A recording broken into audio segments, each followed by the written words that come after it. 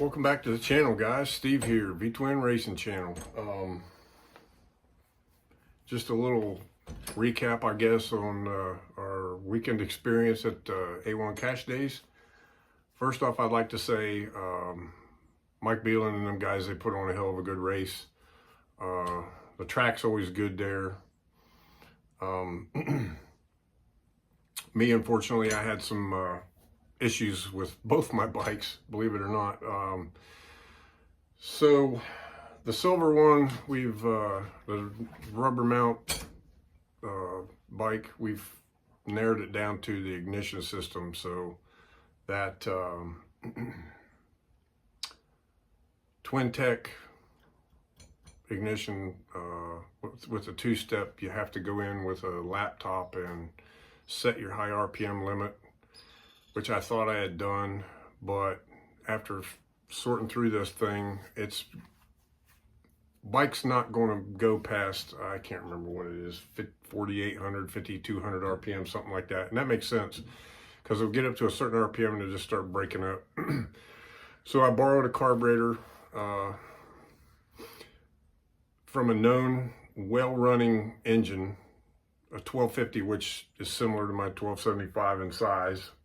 His cylinder head's probably a little better and camshafts a little bit bigger, but anyway, basically the same result.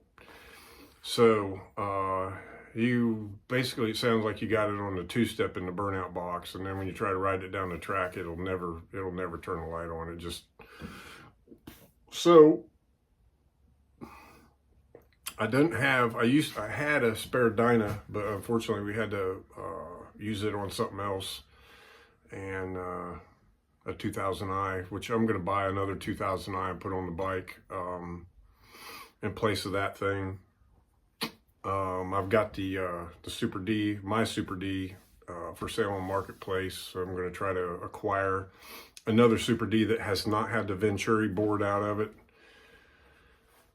because my engine being a 77 cubic inch, it just wouldn't support a carburetor that big anyway. So that's the silver bike. So I'm still yet in limbo on that deal. So I guess my game plan there is to get a different Super D, and I'm going to go back to the Dyna ignition system and see where it goes from there. On both bikes, I'm actually going to transition back to running Cam 2 fuel for the time being, and I'll explain why in regards to this bike. But I have C45 fuel, so I don't have, I don't know.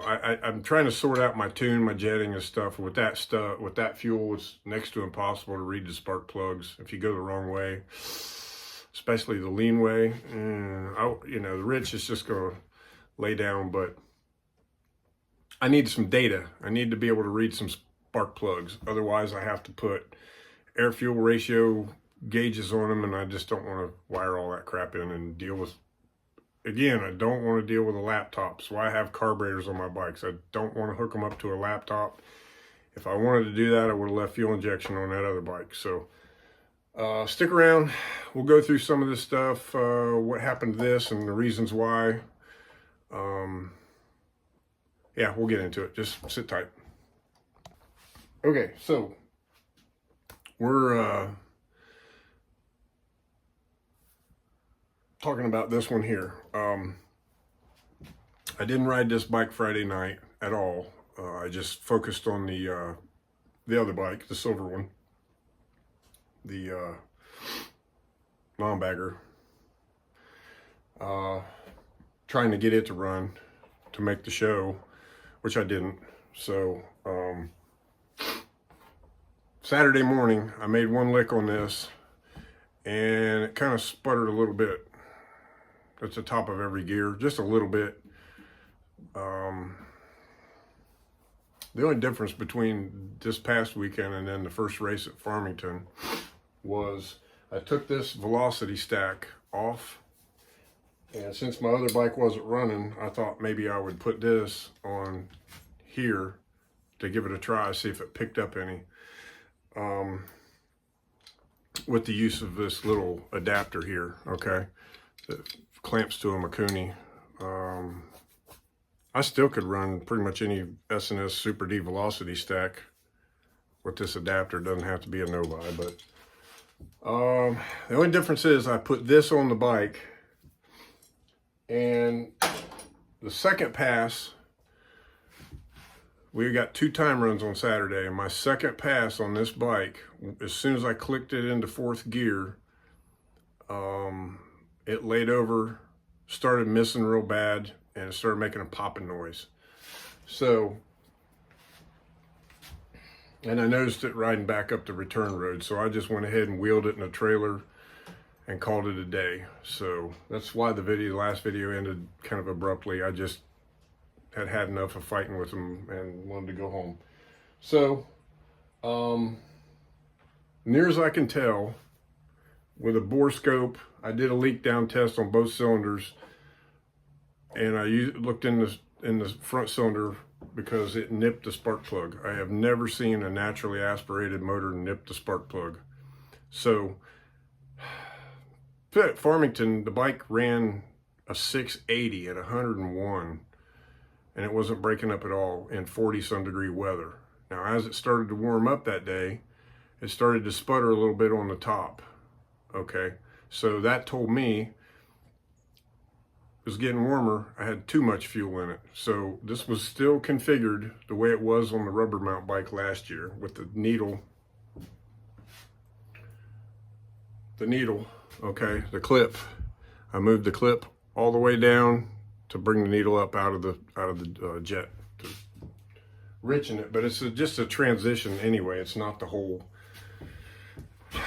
I can't remember the exact terminology. I have to go into the Mikuni book, but so I assumed that I was rich. Okay, so I dropped the needle back down, thinking that it would be pretty much where it needed to be, but again, my lack of experience, I seem to be able to tune the Q16 no problem, and I may actually go back to the Q16 even though the octane is really high on that stuff, but that would allow me to run more timing, and the bike ran great on Q16. Again, the C45, I'm not blaming it on the fuel, it's me. I can't figure out how to tune that stuff. So I'm going to go back to Cam 2 for the time being to where I can get my tune close, because I know with the Q16, all I got to do is bump the main jet up just a little bit, and it's right there, and it runs great. So I went from having 460 foots running 680s at 101 on this to running, I think I ran a 720 something on that pass where it started blubbering and missing. And I have never seen a naturally aspirated motor do what it did to this spark plug. It just knocked the tip right off of it. Gas compression coming out through the porcelain where it's crimped to the steel.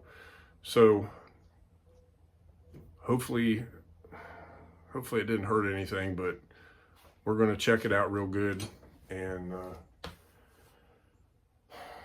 put the other stack back on it, because I knew it worked well there, other than I just needed some fine tuning. And again, that was on the C45. So I don't know. It acts like it leaned out. That's what it acts like. Sorry about that, guys. My phone kind of glitched a little bit there.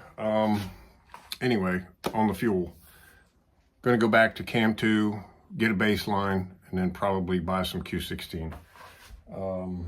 Much to the dismay of certain people, that's what I'm going to do. So, something else I wanted to show y'all.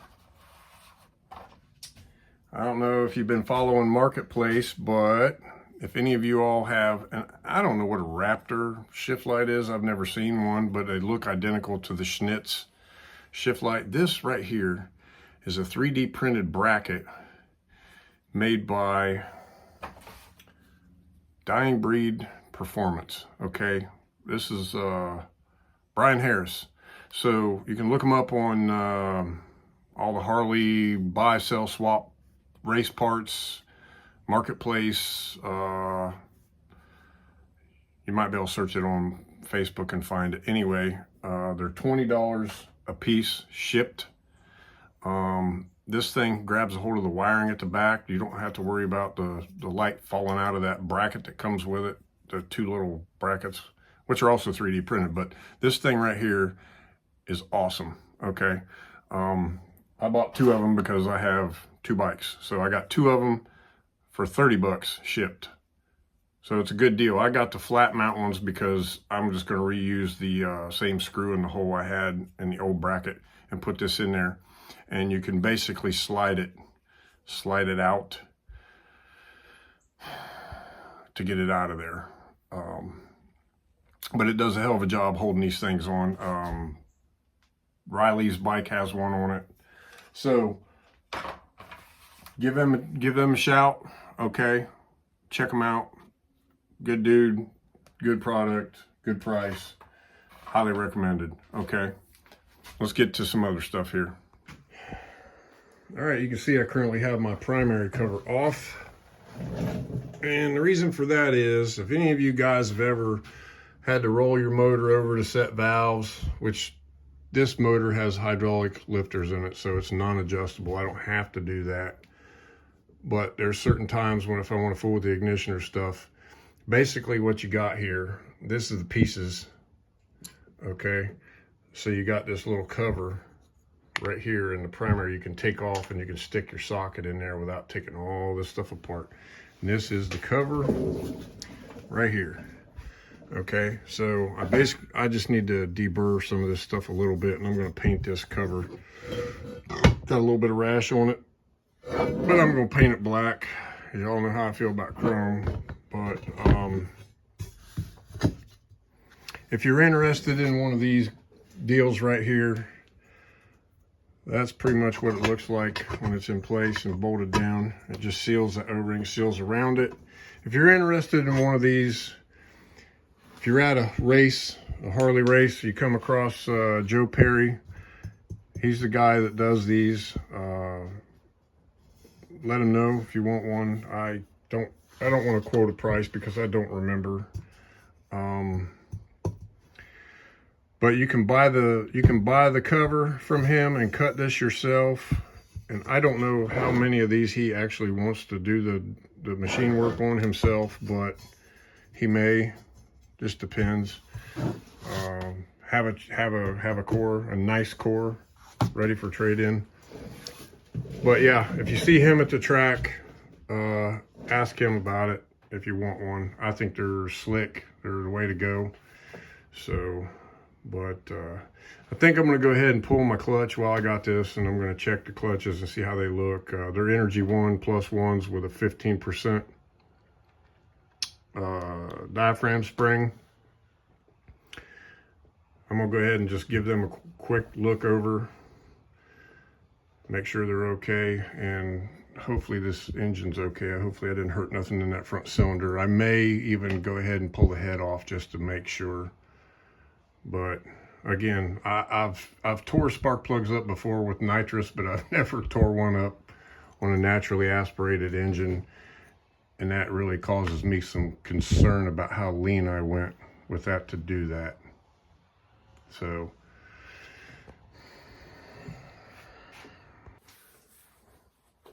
all right, yeah, so to just summarize,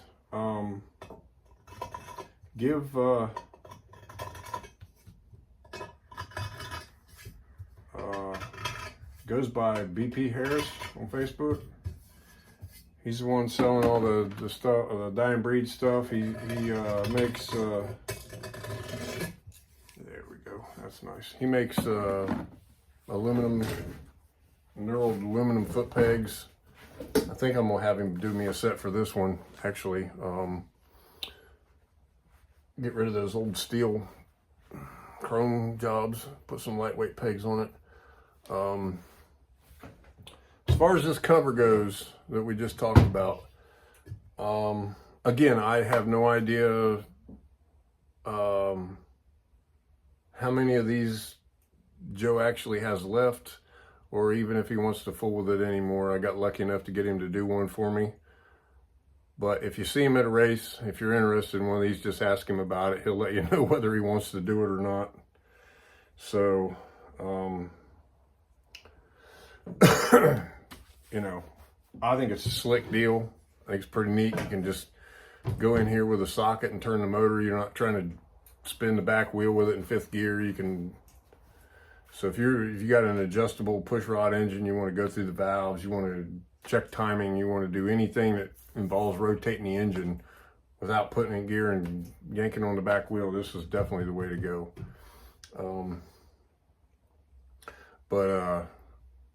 I'm going to scuff this thing up a little bit and throw some self-etching primer on it and put some black paint on it. When it dries, I'll put it on, and I'm going to pull my clutch apart and go through it. Now, I did talk to Tommy Jones. I don't know if you guys seen the job he did on that tail that he made for his son Riley's bike. I think I might have him make me one for this, because this is a stock Harley Solo seat that I actually cut a bunch of the foam out of, and you can see, get my hat out of the way. You can see here where you got this big old gap here, and I was thinking about having him make me a seat pan and a tail for it.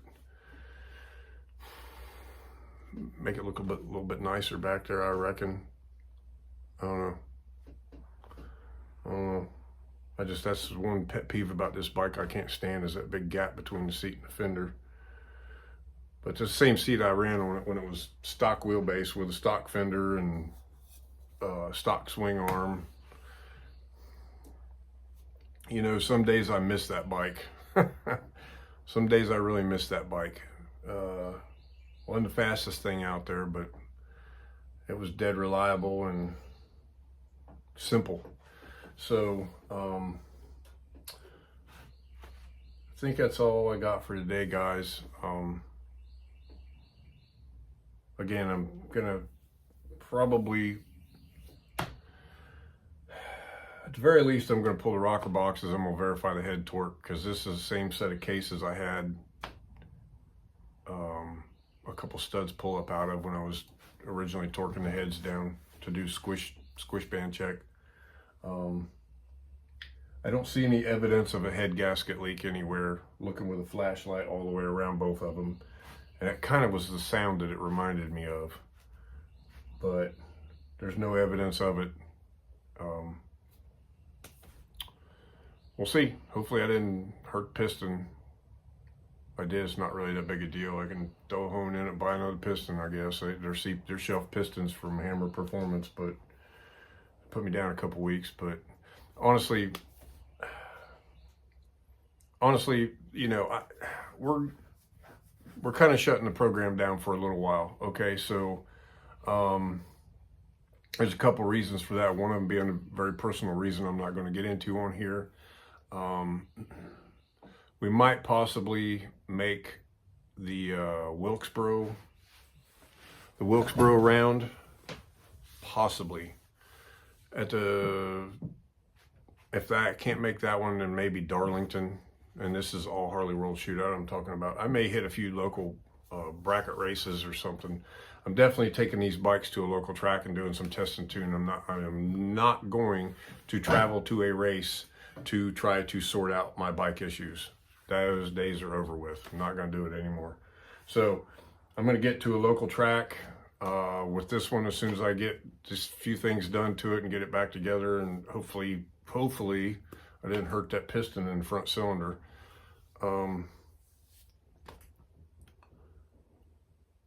But yeah, we got to take a pause, okay? Because the motorhome went down on us on their way to Farmington. You know, that was probably about by the time I get that alternator replaced on that with the tow bill and everything else, that's probably $1,000 debacle right there. That hurt. I've been throwing money at these two bikes like crazy, and I'm getting to the point now to where I would have to actually dip into credit to start doing stuff, and I just don't have the cash left to run with anything. So I'm not going to run my credit up just to do this. It'll set first. And lastly, again, the personal reason I'm not going to get into on here, but hopefully that'll be smoothed over and done deal by first part of August. So hate that I won't get to see y'all at the races for a while, but thank you for the support, and thanks for watching, and don't forget to hit that subscribe button.